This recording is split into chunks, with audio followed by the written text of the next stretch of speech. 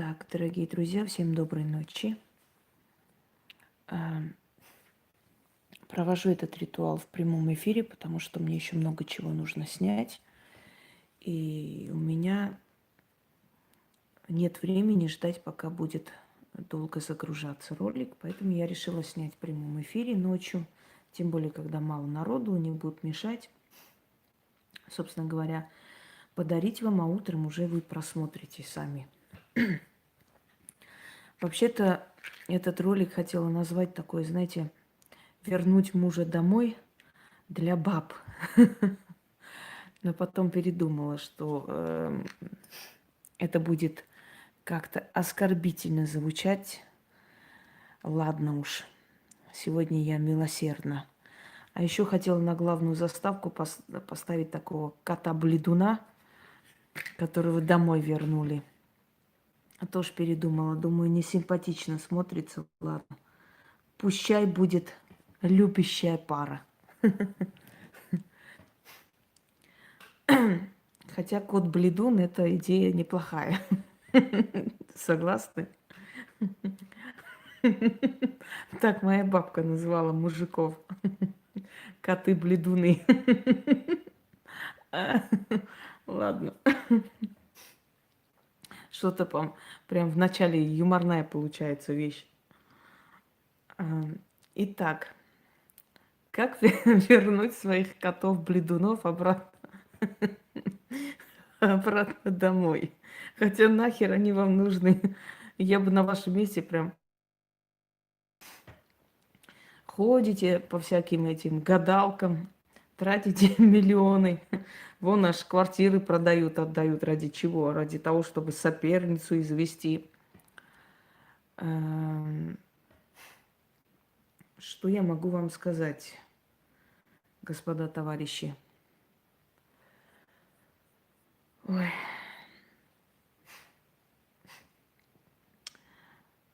Жалея женщин, просто жалея женщин, я хочу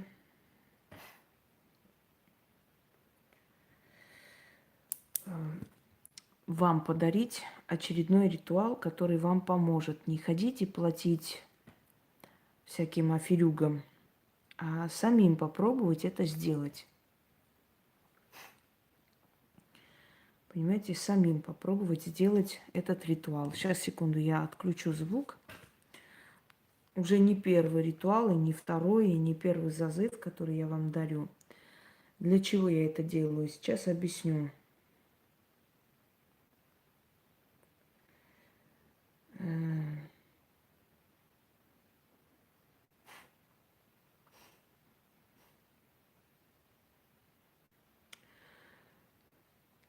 Друзья мои, делаю это, жалея просто глупых женщин, которые попадаются на удочки людей, не понимающих ничего в магии. Ведьмы вообще не любят этим заниматься, у них есть дела поважнее, они это не любят и не берутся за это. Во-первых, потому что у них есть природная мудрость, и эта природная мудрость, да, Настя, это красивая пара, это Кришна и Ешода. Но это пара любящих друг друга, людей или богов. Но друг от друга шугается. Ну, во-первых, я хочу вам сказать, что если ваш мужчина начал гулять, есть ваша вина в том числе. Давайте не будем кидать камни только на мужчин. Есть вина женщины в том числе. Значит, этот человек дома не получает свою. Хотите вернуть мужа, начните себя пересматривать, дорогие девушки, вначале. Подумайте, что не так. Многие из вас относятся холодно к сексу, вообще ко всему, а для мужчины это очень важную роль играет. Ему это нужно. И если вы ему отказываете постоянно в близости, то не удивляйтесь, если он начинает увлекаться другой женщиной. Это первое. Второе. Чистоплотность. Не будем сейчас сидеть и винить только мужиков. Вот они такие козлы, такие сякие, уходят, предают. Чистоплотность очень важна. Женщина должна не вонять, а пахнуть приятно, духами. Она должна быть ухожена. Понимаете? Погодите еще, Александра, еще не вечер. Вас тоже начнем возвращать скоро. Следующий момент – начитанность и прочее, саморазвитие. Рядом с мужчиной должна быть женщина, понимаете, с большой буквы. Должна быть женщина-друг, женщина-сексуальный партнер, человек, который в трудную минуту будет рядом и так далее, и так далее. То есть хочу вам сказать, что все время винить мужиков, что они такие сякие, тоже неправильно. Это однобоко и это примитивно. Но есть мужчины, которые сколько хочешь делать добра, в любом случае они будут изменять, и причем будут делать это открыто и спокойно. Ну вот, например, иногда говорят, ну, в расставании двое виноваты, не всегда. Ну, не соглашусь, что всегда в расставании виноваты двое. Если человек наркоман, если человек алкаш, понимаете, конченый, если человек подонок, если человек эгоистичная тварь, который тянет одеяло только на свою сторону, ну где там двое виноваты? Да, может быть, она виновата в том, что была слишком любящей, слишком понимающей, слишком много прощала. Может, да, это тоже ее вина, согласна. Чрезмерная доброта хуже воровства, знаете, это простота уже. Согласна, может, в этом случае она и виновата, но виновата вот таким образом. Но винить женщину в том, что ты виновата, что он подонок, ты виновата, что он не поддержка тебе, ты виновата, что он с разными бабами спит, и ему все равно с кем, это ты виновата, это тоже не очень правильно, понимаете?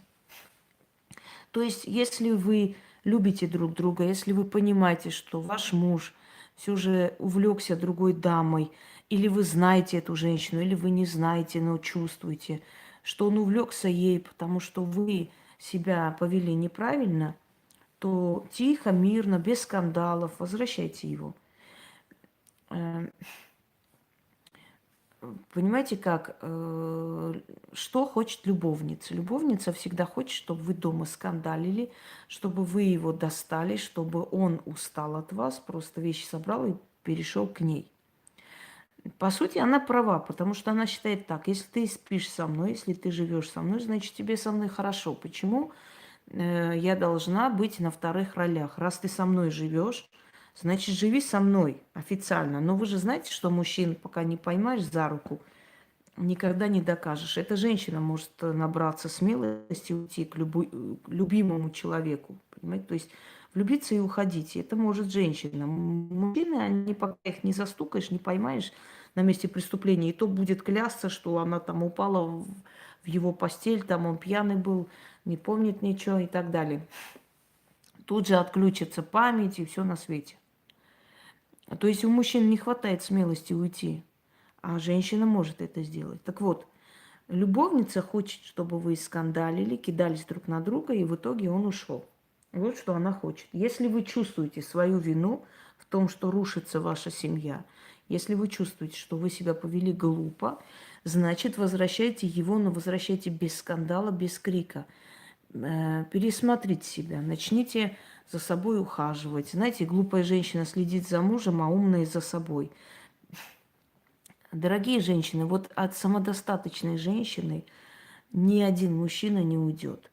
От сильной женщины не уйдет. Гнать будешь, никуда нахер не денется. Уходит от женщин, у которых низкая самооценка. Вы заметили, как правило, вот такие вечные зэки, вот, которые сядут, выйдут. Я не говорю о людях, которые один раз там что-то случилось. Ну, от тюрьмы и суммы не зарекайся, всякие могут туда попасть. Нет, я речь веду о тех отбросах общества, которые там зашли, бабушку прирезали, пошли на зону, снова вышли, снова зашли, понимаете? Вот эти вот карманные, вот эти вот шпана.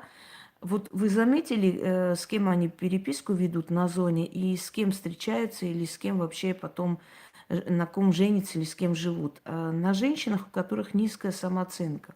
Женщина вот бальзаковского возраста, уже очень, скажем так, полная для своих лет. Но это может быть, знаете, сахарный диабет может быть, может на нервной почве.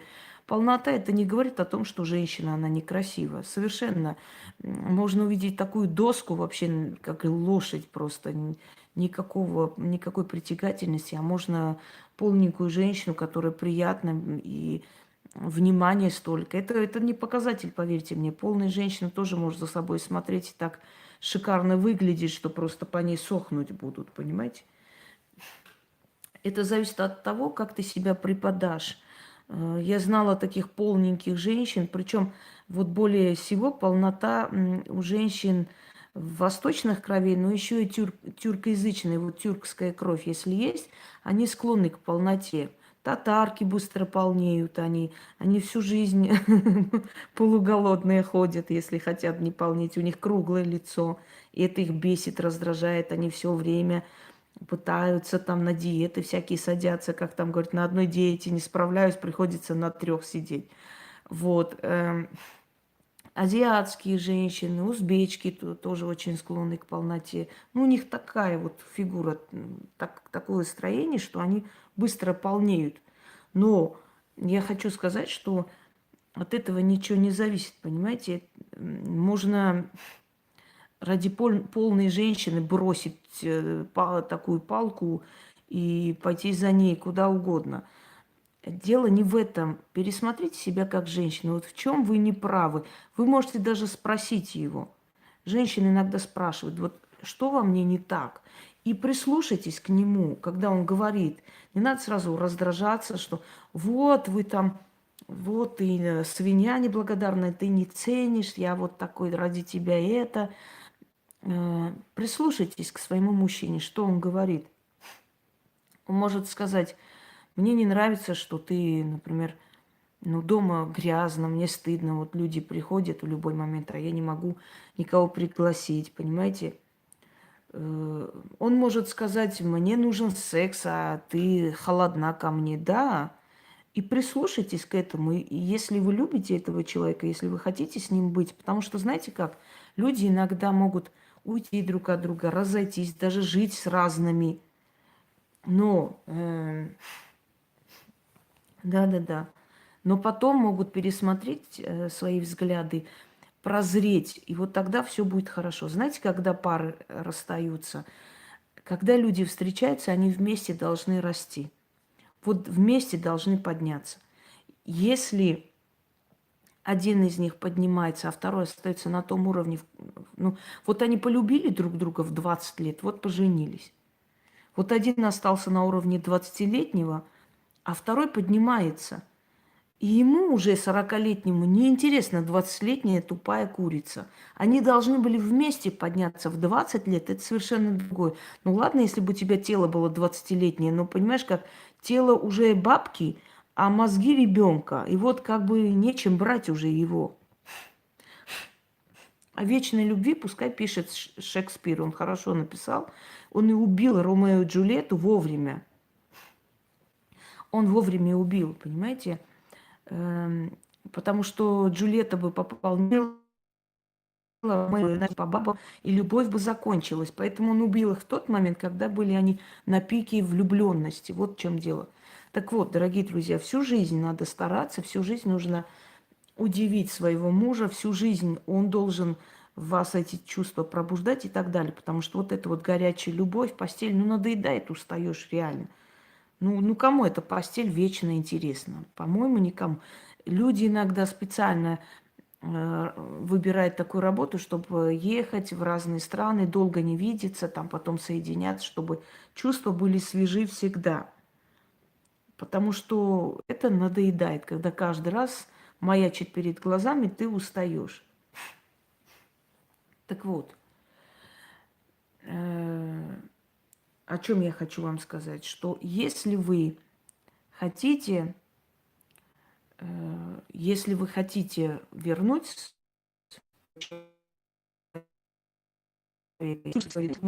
есть ваша вина. Если это хороший человек, если он достоин того, чтобы его вернуть обратно. Не тогда, когда он уже живет с другой женщиной, а просто вернуть, когда вы чувствуете, что он уже пошел на все тяжкие. Вот проведите этот ритуал и пересмотрите себя. Хотя для меня это неприемлемо. Я не могу понять, никогда не пойму понятие соперницы. У меня не было соперниц. Если человек влюбился в другую, понимаете, конечно, бывает наоборот, Наталья. Бывает и наоборот. Если человек влюбился, то есть, да, в другую женщину, все, для меня он перестает существовать. Я не буду бороться за этого человека. Я его возвращать не буду, понимаете? И я, например, я не понимаю этого. Я считаю, что понятие соперницы, я не говорю про этих проституток, которых там отвезли в сауну, понимаете, это не измена. Ни один нормальный мужик не будет влюбляться и не жениться на проститутке. Ни один. Ну, есть только те, которые очень низкой самооценкой. Так вот, для меня понятие соперница не существует. Если кто-то, да, если кто-то появился в жизни, то есть женщина, с которой он живет как с женой, обнимает. Вот вы представьте на секунду, вот, ну а что, ну а вернуть мужа, вот соперница вот это делает, помогите. И они говорят, почему она раздражается, когда такое читает. Вот вы, вот представьте на секунду, вот вы жена, он куда-то поехал, ночью не приехал. Они сидят, разговаривают, обнимаются. Значит, у них постель, они кушают вместе, они куда-то пошли к друзьям, они пошли гулять, они вместе фильм смотрят в обнимку. Это муж и жена. Вы можете представить? А ты вот сидишь дома, и ты понимаешь, он с ней живет, как с женой. Какая соперница? О чем речь? Чемоданы собрал и ёбан забитый. Вот возле дверей все, пошел нахер отсюда. И никакого прощения, потому что мужчина, который с другой женщиной живет как с женой, ну, это очень больно, это омерзительно. Если он там где-то что-то с кем-то, чего-то увлекается, там кому-то подмигнул, это другой вопрос. Но жить с другой женщиной, как с женой, вы представляете? И вы приходите и говорите, вот соперница там что-то колдует, я хочу от мужа вернуть. Ему приятно, две бабы за него сражаются, за какого-то мудака. Он кайфует. Но просто вот представьте на секунду, а где самолюбие? Мне было бы настолько больно, настолько омерзительно. Я бы его видеть не хотела после этого. Не то, что там возвращать его. Потом, помогите, у меня двое детей, там он вот ушел к женщине. Послушайте меня, хоть 20 детей, неважно сколько детей. Я знаю женщину, у которых 5 детей, она нахер послала его, вышла замуж, у него тоже 2 детей, жена умерла. Замечательно живут, огромная семья, и все любят друг друга и вообще. Она сказала, пошли все нахер, я не собираюсь его прощать, только потому что у меня много детей. Понимаете, ради детей. А детям нужен такой отец, который уже сейчас, в их такие малые годы, показывает неискренность, вранье. Вранье, понимаете? Да везде женщины такими смиряются, не только в Баку.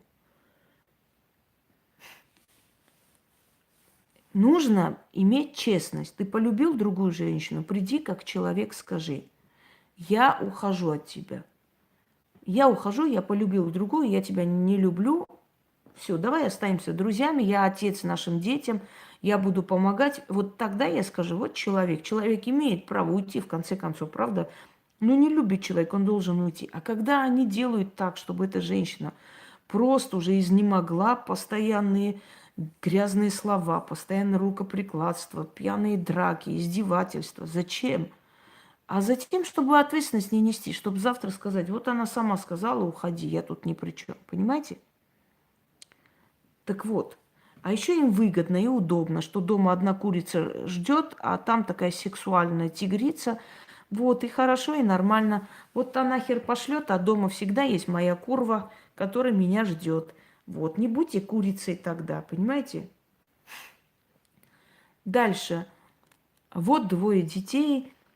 Мне пишет женщина из, не буду говорить, какой страны. Помогите, пожалуйста, я вот стояла возле мечети, плакала.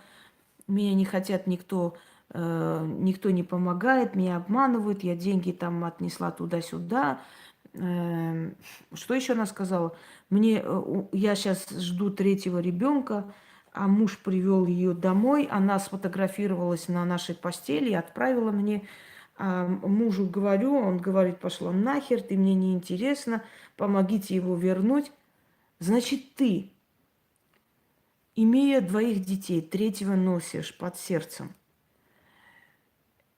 человек привел при твоем положении какую-то шлюху в дом, разрешил ей лечь в вашу постель, сфотографировать, тебе отправить, издеваться над тобой.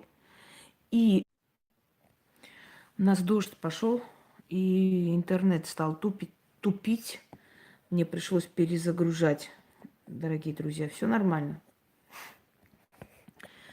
И вот я вам расскажу историю одной из наших подписчиц. Она написала не очень давно. Трое детей. Издевались свекровь и муж. И в конце концов ребенок сказал: мам, ты долго будешь это терпеть?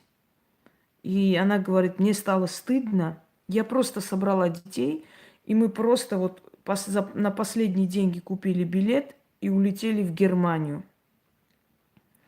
Они прилетели туда, дети были на вокзале. Вы знаете, люди подходили, спрашивали, кормили их, забирали домой. В конце концов, они попали в определенное такое общежитие, приют. Потом они устроились на работу там. То есть она устроилась на работу, детей устроила в садик, в школы. Она говорит, прошло где-то лет 20, сейчас у нее дети все там учатся, работают, она работает, дом купили. Муж помер, сдох под заборами где-то. Вы представляете, какая-то тварь, абсолютное ничтожество, вообще ничего из себя не представляющая, мучает женщину, просто мучает женщину, детей, просто издевается. Вы понимаете, что человек, которому все равно на вас, что вы будете есть, где вы будете спать, что с вами завтра, вам не обидно вообще? Человеку все равно. Он пьяному Гарри пришел на следующий день, ты говоришь, ты понимаешь, что ты сделал мне больно?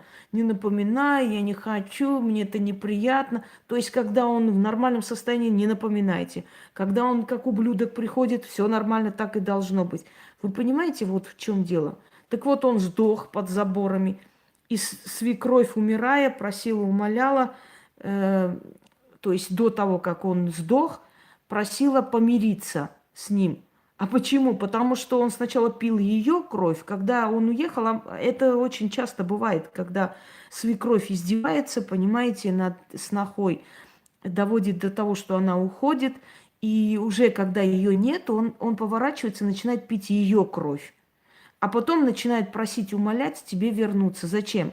А затем, чтобы теперь переключился он опять на тебя. Они ж не дураки свою кровь отдавать, понимаешь? Он же у них хороший был мальчик, золотой парень.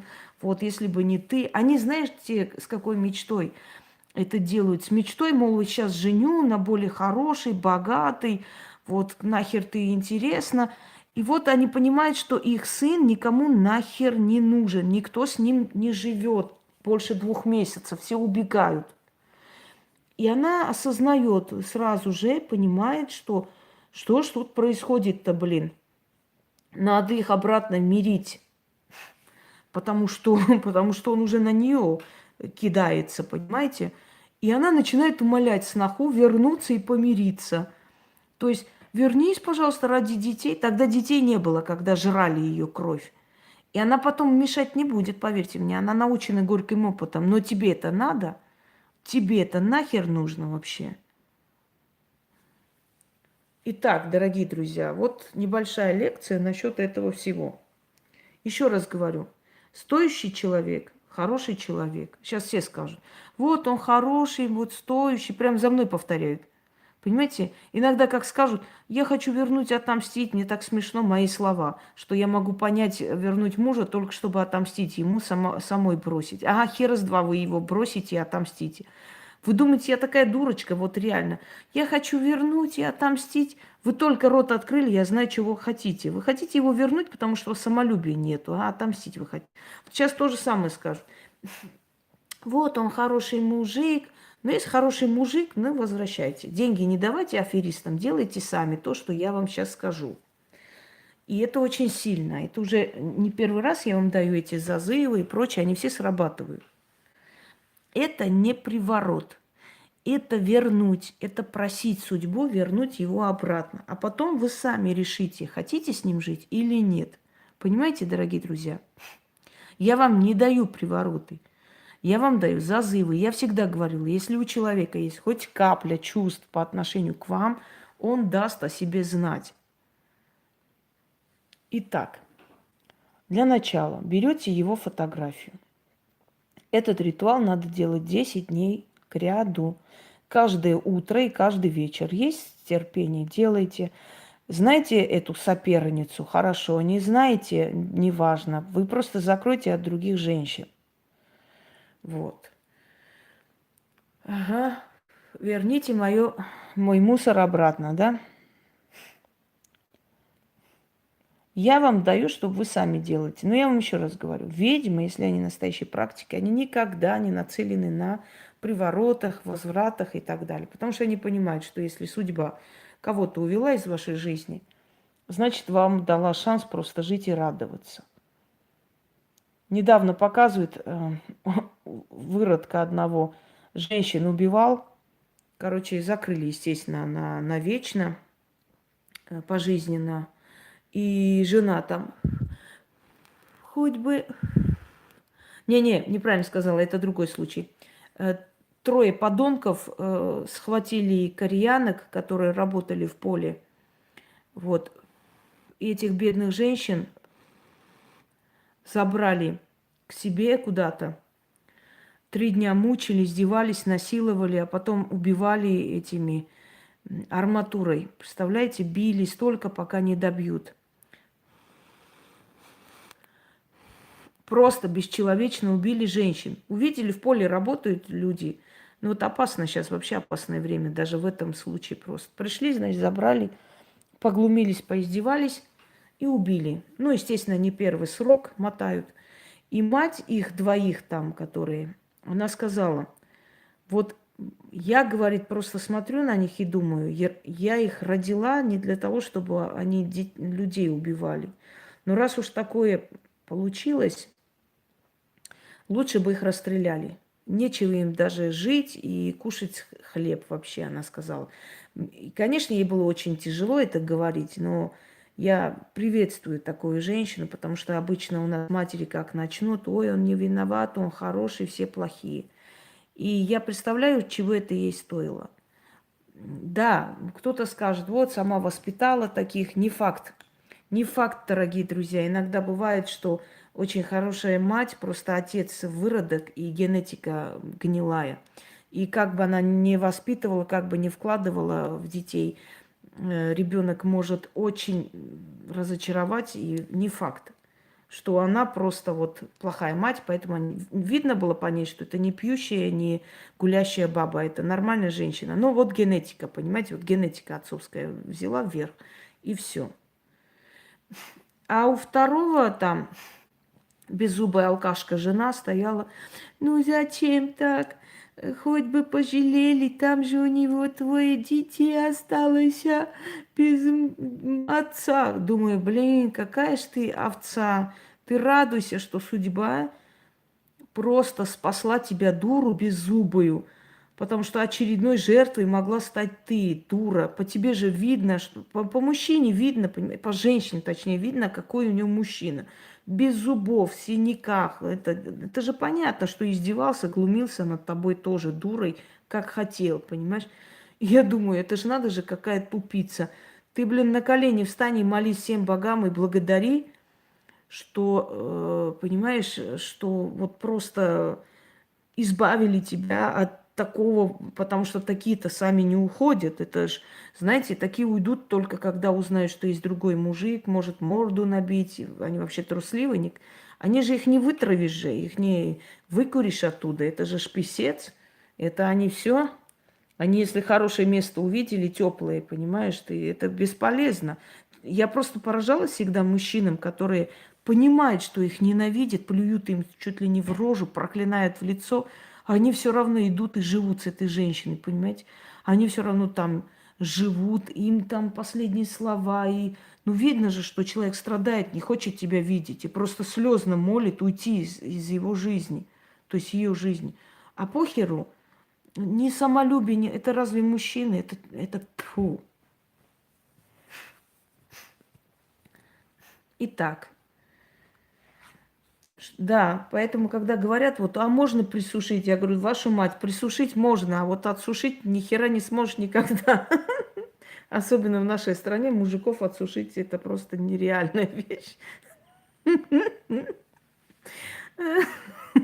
Да потому что у нас сильные женщины.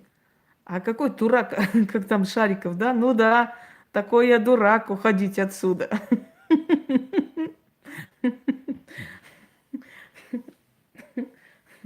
Да, да, да. Да хоть бы ценили, суки, ладно, не уходит, хоть бы спасибо сказали, и хотя бы ценили бы это бы. И то хорошо. Нет.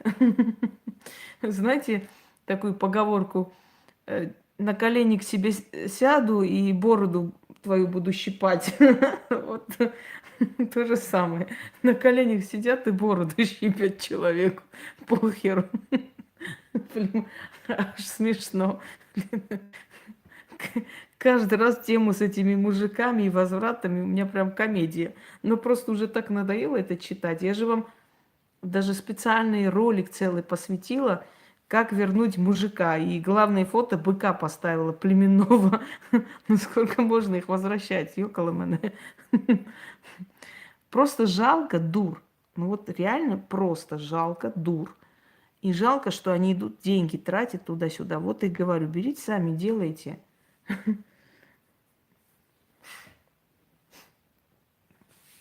Итак, смотрите, что нужно. Ваши фотографии. Его и ваши фотографии. Вначале берете его фото, ставите, зажигаете благовоние. Вот, нужна черная свеча. Припаситесь черной восковой свечой и красными восковыми свечами. Обязательно нужно, по-другому никак, только воск, потому что воск обладает этой силой и энергией. Доброй ночи. Так вот, дорогие дамы, берете его фотографию, зажигаете черную свечу, читайте каждое утро вот то, что я вам дам, заговор. Читайте 3 раза. Потом достаете ваши фотографии. Вот черная свеча отодвигается в сторону, чтобы догорела. Ой, твою дивизию. Капнула аж больно. Берете 2 красные. Сейчас покажу, что надо с ними делать. Ваши 2 фотографии потом ставите. И читайте вторую часть заговора 3 раза. И ставите красные свечи догореть. Когда это все догорело, это все прячьте. Огарки свечей просто выкиньте, потому что откупаться нужно к концу, в самом конце. Благовония желательно, чтобы были фимиам или иное благовоние, потому что здесь работа сфер тоже, понимаете? Да и не надо ритуал отсушить, есть отвязаться от ненужного человека и прочее. Берите, делайте. Так вот, первая часть – это с черной свечой, с его фотографией утром ставите. Читайте 3 раза. Отодвигайте черную свечу, берете 2 красные свечи, нужно их вместе вот так вот таким образом соединить, зажечь. Там уже ставите ваши 2 фотографии, опять читайте 2 раза, 3 раза, извиняюсь, на 2 фотографии. Свеча догорела, берете с черной и черную и красную свечу, эти огарки выкидываете. Так вот, потом убирайте. То же самое повторяйте вечером. 10 дней. Про Луну не спрашиваем, надоело. Если Луна будет иметь значение, я вам скажу. Я вам даю ритуалы уникальные. Уникальность заключается в том, что их можно делать в любое время. Если уж прям есть специальные дни, в которые нельзя делать, я вам обозначаю. Итак, зажгли. Дорогие друзья, этот ритуал не обязательно делать только тем женщинам, у которых там прям натурально соперница, вторая жена его. Нет, я поняла. Я еще раз объясняю, для чего я даю все. Умейте слушать вначале. Я не хочу сейчас эм, по новой. Значит, если вы чувствуете, что человек вам охладел и, может быть, начал, смотреть по сторонам, может быть, у него в мыслях кто-то есть, может, еще только начинается в его мыслях это, может, он еще не уверен в этом, но думает об этом и так далее. Различные бывают моменты, да? Итак, берете его фото, до 12, то есть до обеда читайте, и второй раз читайте в сумерки, опять же, до 00 ночи. То есть, чтобы день не прошел, чтобы каждый день, энергия каждого дня воплощала в себе вот этот заговор, ритуал, который вы проведете. Итак, читаем первый. Первая часть называется «Отмоление». То есть отмаливать его, снять с него пелену, снять с него вот это вот очарование к этой бабе. Это отмоление называется. Вторая часть – соединение. Итак, начнем. Отмоление. Что-то у нас тут прям ходит. Вот моя рука. То есть далеко была. А тут какая-то белая тень. Начнем.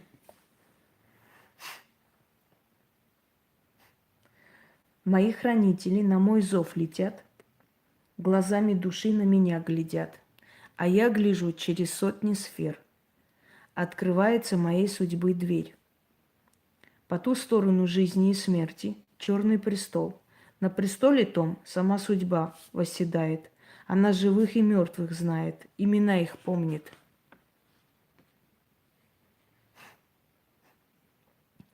О, Матерь Судьба, помоги в борьбе, помоги в войне с соперницей моей. Дай мне сил ее козни разбить. Рыбе не жить в песке, и мужу моему с нею не быть. Живой и мертвый не сойдутся, так и мужу моему с другой не сойтись. В черной пещере черт с чертовкой дерутся, плюются и бронятся. Так и муж мой с полюбовницей своей будут грызться, пока не разойдутся. Можете имя назвать, если знаете. Он бы на нее змеей шипел, и душой бы к ней охладел. Как змей и жаба не сойдутся, так и он и она разойдутся. Их имена здесь можно использовать. Если не знаете, кто это, просто читайте, как я читаю. Благословит судьба мои дела, и все, что я прошу, в срок исполнит. Гони, матушка, моего мужа домой, а полюбовницу к чертям долой. Истинно так. Теперь, вот вы 3 раза прочитали то есть этот заговор. Я вам сейчас еще раз прочитаю на всякий. Потом берете, вот так нужно вместе свести, вот так вот. 2 красные свечи, у меня что-то испачкалось от свечи. Так, берем вот так.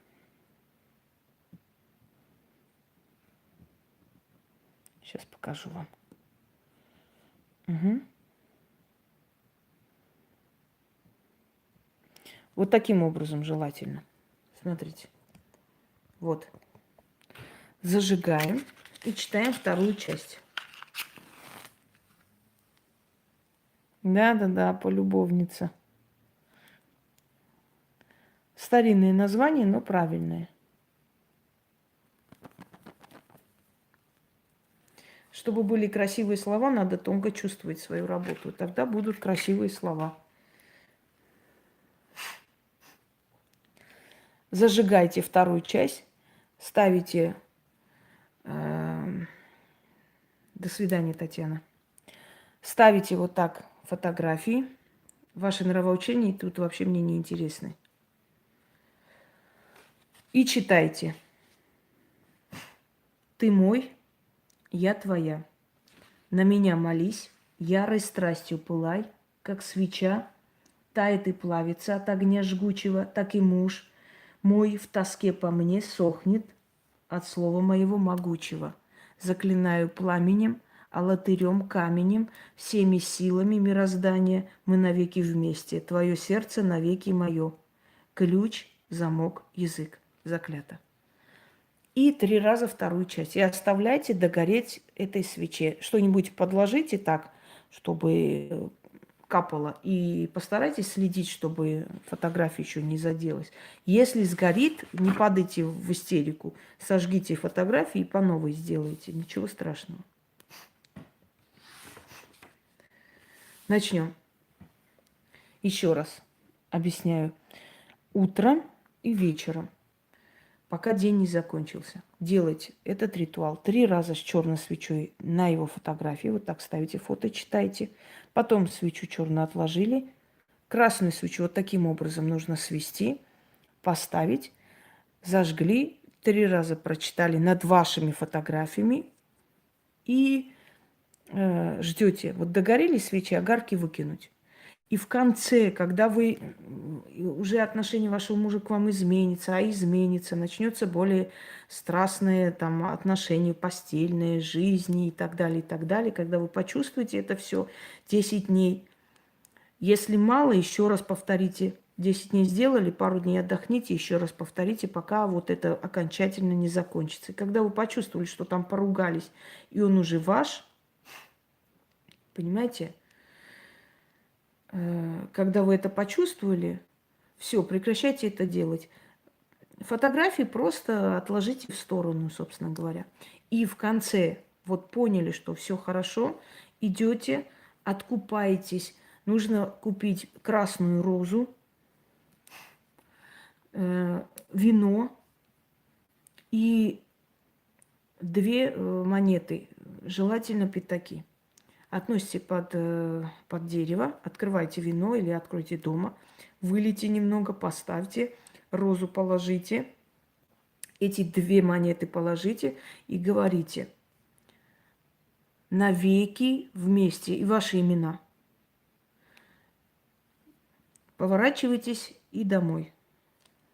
А вообще самый лучший ритуал от полюбовницы, я вам хотите скажу, самый эффективный ритуал — это берешь кувалду, узнаешь адрес, открывается дверь, и вот раз и пахари, и вот будет зваться полюбовница чау-чау. Потому что рожа соберется в одну кучу. Жаль, что за такой ритуал могут 15 лет дать. А то все бы этот ритуал выполняли. Но, увы, цена слишком дорогая. Откупаться слишком долго. Приходится прибегать к магии. Но зато, знаете, никакая прокуратура вас не посадит за то, что она там, в нее, не знаю, что-то там письку отрезали. Ну, операция, ёкало мене, мало ли чего. Простыла девушка. Знаете, такой, кто спит с чужими мужьями, у тех бывают проблемы с яичниками. Пошли дальше. Все. Так, дальше, да. Что-то вы сегодня часто про грибы пишете. Я уже начинаю переживать, что это такое за грибной день.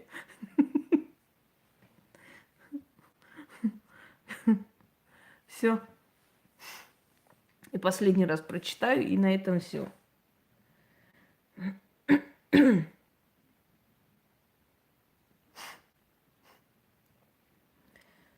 Мои хранители на мой зов летят, глазами души на меня глядят. А я гляжу через сотни сфер. Открывается моей судьбы дверь. И по ту сторону жизни и смерти черный престол. На престоле том сама судьба восседает. Она живых и мертвых знает, имена их помнит. О, Матерь Судьба, помоги в борьбе, помоги в войне, соперницей моей. Дай мне сил ее козни разбить. Рыбе не жить песке, и мужу моему с нею не быть. Живой и мертвый не сойдутся, так и мужу моему с другой не сойтись. В черной пещере черт с чертовкой дерутся, плюются и бронятся, так и муж мой с полюбовницей своей будут крысться, пока не разойдутся. Он бы на нее змеей шипел, и душою бы к ней охладел. Как змей и жаба не сойдутся, так и он и она разойдутся. Благословит судьба мои дела, и все, что я прошу, в срок исполнит. Гони, матушка, моего мужа домой, а полюбовницу к чертям долой. Истинно так. Нет, ритуал на заре, который муж под каблуком, это от родственников, от влияния, от друзей, это не от соперниц. Вместе его делать нельзя. Или одно, или второе. А потом уже на красную свечу вот так зажигайте и читайте. Ты мой, я твоя.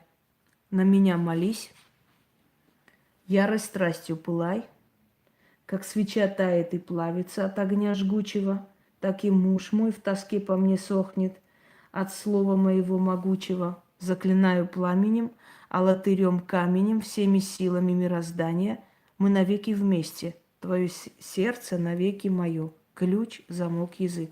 Заклято. Все, дорогие друзья, возвращайте ваших котов-бледунов обратно на базу. И желательно вообще их кастрировать, чтобы налево не ходили. Вот что я вам скажу.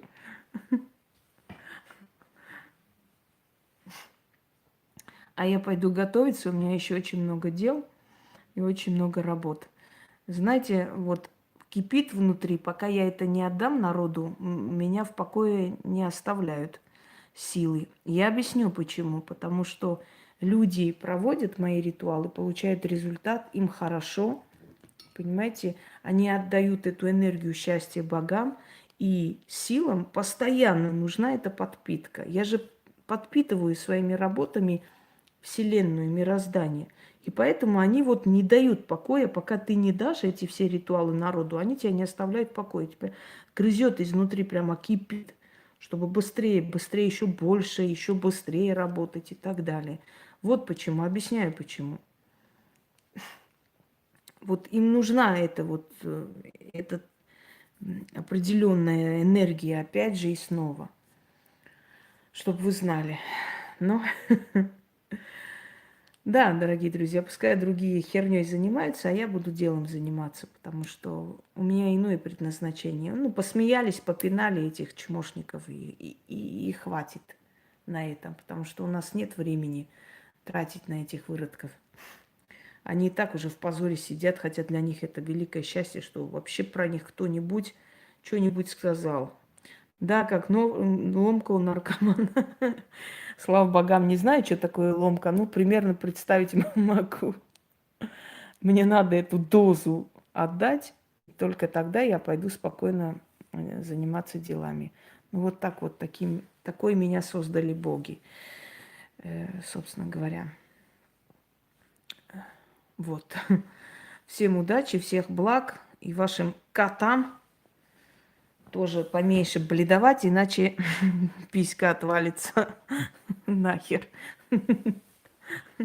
Это так, на всякий случай предупреждение, добрый совет. Все, дорогие друзья, я пошла по другим делам. Всем удачи.